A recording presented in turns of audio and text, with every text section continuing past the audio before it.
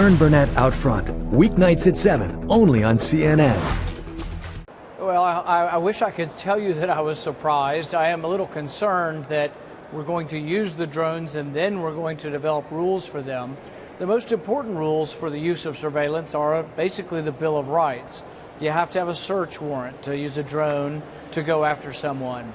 Now, some of this is murky because we've had some decisions by the courts saying that open spaces don't require a warrant.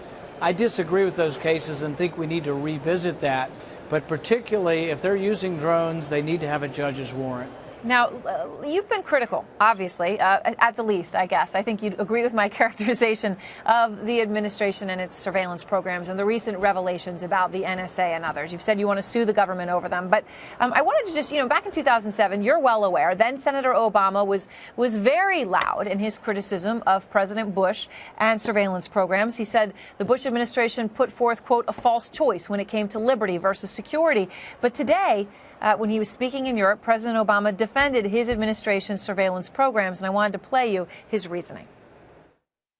I came in with a healthy skepticism about how our various programs were structured. But what I have been able to do is examine and scrub how our intelligence services are operating, and I'm confident that at this point we have struck the appropriate balance. All right, he obviously changed his point of view somewhat when he got into office. All of a sudden, when you're the president, terrorist attack happens, it's yours. It's your responsibility. Former Vice President Dick Cheney was actually criticizing you when you were so frustrated with their surveillance program, saying, look, surveillance programs would have prevented 9/11. You could be running for president. Do you think you'd feel differently if you were in the Oval Office? I think there's a saying that most people know that power corrupts. And I think a lot of times when people get elected to be the president of the United States, they think, well, my predecessor was a bad person and he might have misused this, but I'm a good person and I will never misuse this power. Really, it's about the power. It isn't about the person. Madison talked about this when he said if a government were comprised of angels, we wouldn't need to limit power.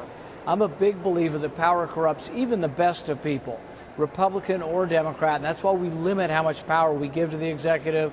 And so, no, I think you do accept the restraints of the Constitution because that's how we protect freedom.